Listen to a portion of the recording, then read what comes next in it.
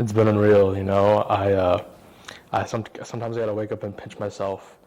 I wake up and I'll see these stories about me and see a new thing kind of pop up on my feed, and it's me. And the words I'm trying to say don't exist because it's unreal. I can't, and I thank God for that every single day. But it's those things are nice, and I love them all. But to me, they're just things. I'm proud of them, but it's the same thing as me. I feel like, going out and getting a new pair of shoes, going out and, getting my hair done. They're just things. They don't make me better than anybody or anybody less than me. So it's just about, for me, it's about realizing that I'm just trying to elevate others as I elevate myself, and just to take everything not worth for granted, because this could all go away in an instant. So it's an unreal feeling. That's the only way I can describe it.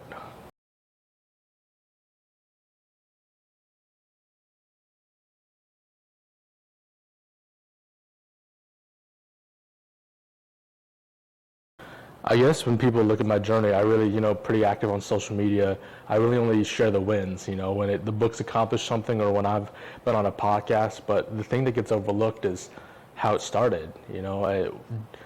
I had nothing. I just had a dream of, what, I want to kind of share my story and see if I can just help one other person take something from it. And so I guess it was, people don't see the cold calling emails, the emails that I sent out, the rough drafts in my notes, the rewriting, trying to get my story straight of what I want to say, personal reflection of what am I okay with sharing. I share the wins, like I said, but I got a lot of no's. It was I was just an 18, 19, 17, 18-year-old kid trying to share my story, emailing anybody who'd listen, going, hey, my name is Wilson Munsterman, I'm adopted, here's my story, I'd love to come on your podcast or show and talk about it, hopefully leave something with the viewers, and I got a lot of no's. I got about 20 no's to one yes every time. And, to get no, it's a tough thing to do. People don't want to hear no, especially today. But for me, every no was a thing of, okay, watch me go do it somewhere else then. I kind of took it as a challenge. And that every yes I got, those slowly started to build up. And so I guess the thing that people didn't see was how hard it's been. It looks great on the outside. It looks like, oh, he's accomplished all this, and it comes out so much. But it's taken a lot of work. And so I feel like the downs of the journey don't get overlooked by the ups of the journey, and that it's not easy, and it's still not easy today. So just kind of the adversity of having people take a chance on you, that's the one part I think that gets overlooked. And those moments required strength from me, that I want to do this. After that 10th or 12th no of, no, sorry Wilson, we love your story, but we're just not looking to go in that direction, or just, we'd like to see more credibility from you, and reach back out in a couple weeks or months whenever you have some. It took grit for me to realize that, okay, I'm going to go get that and do it somewhere else. And it took a lot of strength for me, because I knew the message I had was good, and that I wanted to share it and help the world.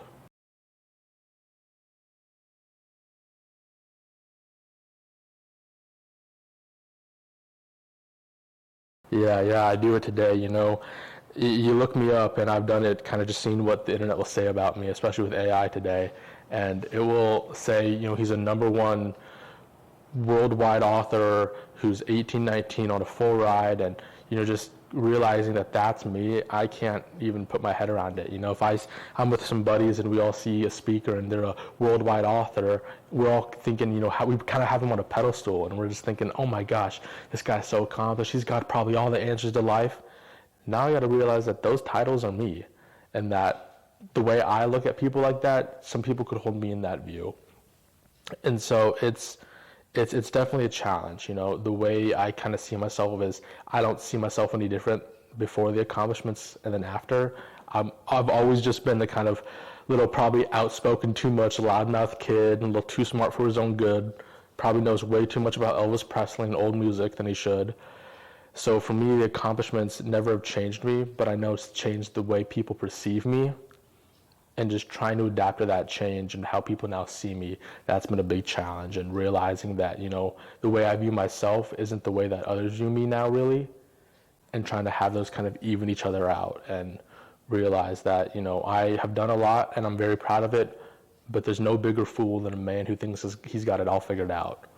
And that I got a lot to learn, and I can't wait to learn and grow, and Now it's about how do I give back? How do I help the next generation do the things that I've done and help their journeys?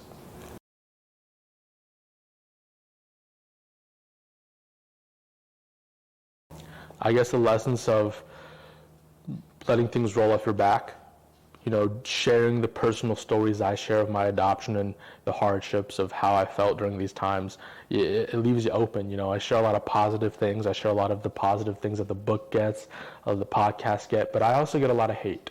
I'll get DMs from people saying, you don't know what you're talking about. I'll get DMs from birth mothers going, adoption is, it's not okay. There's people out there I know who believe that adoption is just a legalized way of selling children. And, just dealing with all that, especially at my age, I really had to learn fast to let things roll off your back. And the biggest thing is, I'll admit this now, I was arrogant when I started out. I thought that the only way you could view adoption was in a positive way. And then I started listening with my heart instead of listening with my ears, and realizing that if people don't like adoption, there's probably a reason why. So I then kind of switched up my message very early on, going at its base, adoption is the legal transferring of responsibilities from one person to another. How that person views their adoption, it's just up to their experiences. And that it's all about how do we make a positive adoption experience for everybody. And so that was really a good lesson to learn, is humility, realizing that I'm not always right, letting things roll off my back with hate and stuff. But I think the biggest lesson I had to learn was how to care for myself and how to celebrate the wins. As you know, you hear people say you want a community for the hard times, right? You want a community to when things are down to lean on. I've learned that you also need a community, I'd say probably now more importantly, for the wins too. If you don't have a corner to go run to, if you don't have someone to go hug after the big football game, the big victory, the big accomplishment, those accomplishments don't really feel like anything. They're just kind of things to you. They kind of start phasing out. And so the biggest thing that I really learned was have your community there, not just for the hard times, but for the good times, and people to go and run and share and celebrate your successes with.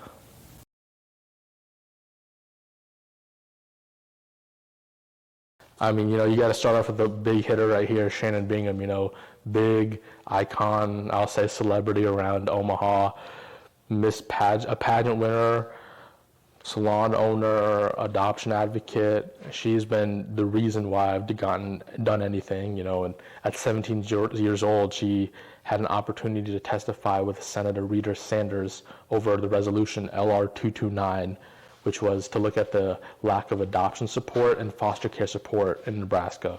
And, Shannon didn't have to take a chance on some 17-year-old kid she knew, but she did, and said, would you like to come and testify? There, it really prompted me to then start speaking out and sharing my story. She's been, known me for up and now, I'd say, I think a fifth of my life. I'm turning 20 in a month. She's been probably one of the biggest supporters ever. And then just that connection of friends she has, with Van Deeb, Sandy Spady, Jay Morales, all those guys, the big Omaha powerhouses. They've all supported me. They've always given me we love your story, we love what you're doing, let me help you out, let me give you some advice. And so just having that corner of people who are already so accomplished in life, want you to succeed, I mean, you can't buy that feeling. And then just the people who took a chance on me. I mean, Glenn, if you ever know him from running 1 million cups, I DM'd him on some random day on LinkedIn going, hey, my name's Wilson, like I mentioned earlier. Here's my story. Would you mind if I came on the podcast, and shared it? And he hit me with an absolutely yes. And I think later that week, then I was on the podcast. And that relationship has then blossomed into, he's helping me out with this now currently. But it's just the people that really took a chance on you before everything. You remember those people as they knew, and now, they wanted to know Wilson, the kid, the person, before Wilson, the accomplishments. I've learned that there's a difference between a person wanting to know you versus your titles and accomplishments. And so the fact that I know that these mentors and these people in my life want to know me, I mean, you can't shake that feeling.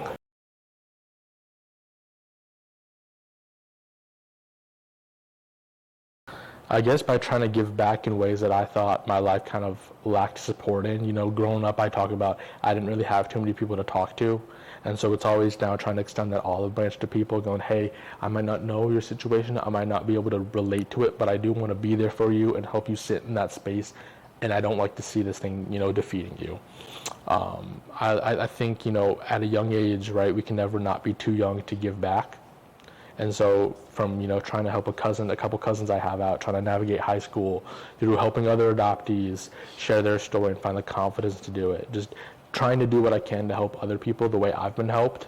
There's two types of advice. I had a good mentor named Cade Haberman, who was a D1 football player. Now he was a coach giving back, but he gave me some advice one time saying there's two types of advice people want to give. And it's advice they wish they would have had when they went through an experience or would have heard before going through an experience. And so that's what I really try to do. If people got a big test coming up or a big, with college coming up, I always try to give them advice. What's something in that situation I wish I would have learned before and can hear after. And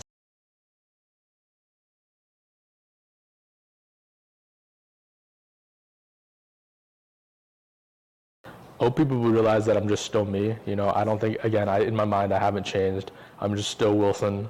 And that the accomplishments are nice. I'm very proud of them. I'm very proud of the things that the book has done and will do and what I've done and will do. But at the end of the day, they don't matter. And what I mean that is that the one thing that truly matters is the impact you leave. Who's going to remember you? What are they going to say? Is that at your funeral, who's going to show up and what are the stories that will be said about you? And so for me, that's really the impact, is I want to leave the world a little bit better than I found it. And that just even goes smaller scale, conversation, family, friends. I want to leave them a little bit better than I found them, hoping that I can help them become the best version of themselves and also help elevate me along the way. But I think that's the one thing I want people to know, is that I'm just me still. The accomplishments are cool. It's matured me a lot, I'd like to say. But at the end of the day, I'm just still Wilson, and that's the only title I really ever want. Because there's only one of you in the world. There's only one of me in the world. Life's too short, I think, to be anybody else.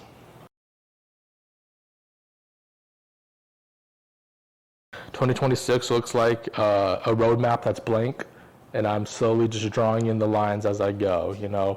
I have never chased any accomplishments. I never set out and said, this book, I wanted to achieve all it's accomplished. I said, I want to go and help people. And that's been my only mission, is I want to help people. I want to help you become the best version of yourself, and then help myself and help adoption. And so the things just have followed, right? As crazy it may seem, I never set out to do any of this. I just set out to help people, and things have followed. And so that's what I kind of take that same mindset into 2026.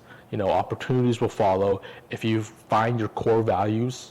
Mine are helping others, helping the world. That's my biggest value right there, is I want to help people. And if you find your core values and align with them and stick to them, opportunities will follow. And that just, as you climb the ranks and climb the ladder, don't forget to let it down and help somebody else climb it too.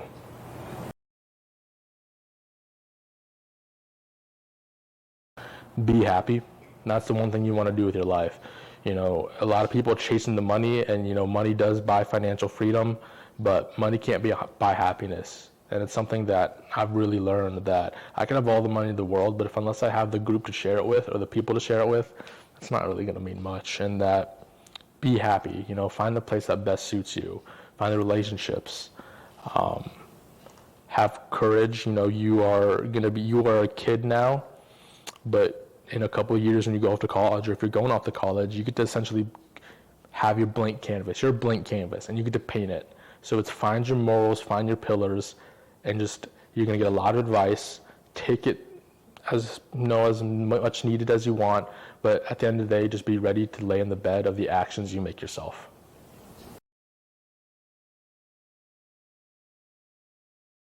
I'd say, why would you want to fit in? I think people are like snowflakes and not, weak, but every snowflake is different.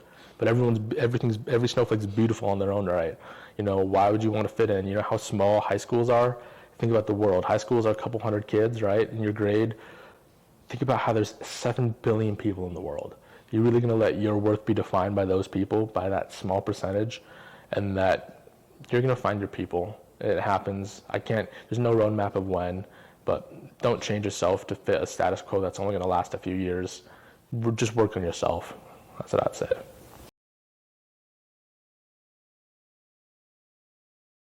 I'd say the best thing to do is realize it's not going to go away. Being my age, I've handled a lot of adversity with just my story and hearing no and people not wanting to take a chance on me. And now I'd say I'm handling the most right now in my life with people coming back into my lives and me having to figure out, okay, do they want to know me, the person, or do they want to know now me with the titles? And I'd say at the end of the day, just get used to it.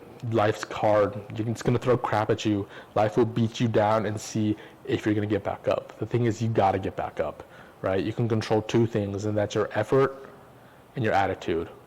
And that's what I try to do. I try to wake up every day as an opportunity. My effort's going to be 110% because I want to do everything I can to the max. And my attitude's going to be positive. So I'd say for the kid who, wants to come up and has that, take the first step. Don't be afraid. Don't let fear hold you back. Don't let no's hold you back. Because if you would have told me 2 years ago, 1 to 2 years ago, that I'd be here with everything I've done, I wouldn't have believed you. And so that just proves to show that you don't know what's going to happen after you take that first step, because everyone starts out crawling and then you get to sprinting. So if you can't run, then walk. If you can't walk, then crawl. If you can't crawl, then try to just lunge forward. But just start doing something. Take the first step and don't let fear hold you back.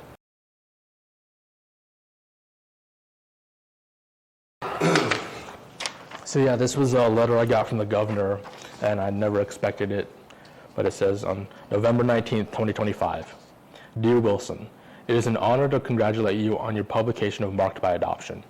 You are to be commended for the time and effort you've invested into this significant accomplishment. Not only have you written an important piece of work, but you've also dedicated yourself to other teen adoptees in doing so. Marked by Adoption highlights belonging, identity, and understanding, all very important aspects of adoption. Your sharing of your journey within this book will help educate readers across Nebraska and beyond. May you enjoy this time with your family and friends as they join you in celebrating the success. Congratulations again, and best wishes for a happy and successful future. Sincerely, Jim Pillen.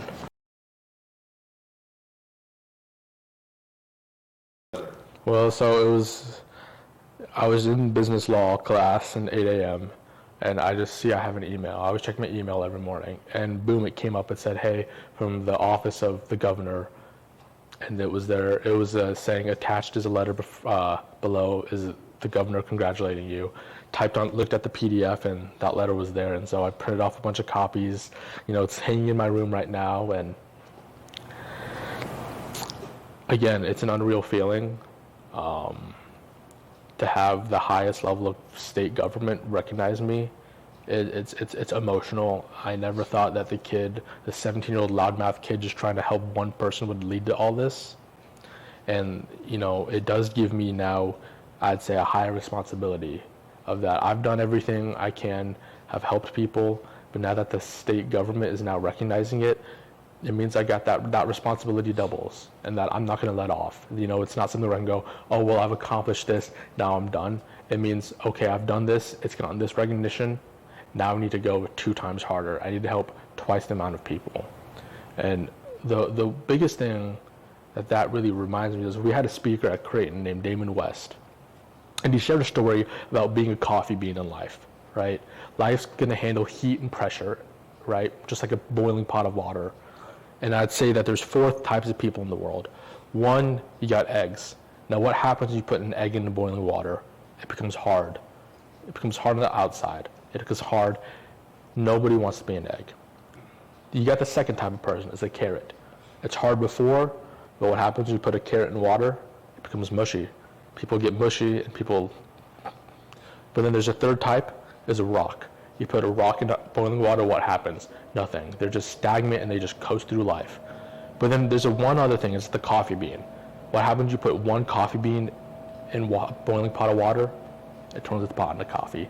And I think that's just the message that now this letter and myself have really tried to glue on to, is that to be a coffee bean, change the area around you. When you can promote positivity and a great message, you can be the coffee bean and change the system and change the world and change a community, your family, anything you want around you, to then have and adapt the same positive mindset you do and change the heat and pressure into something beautiful.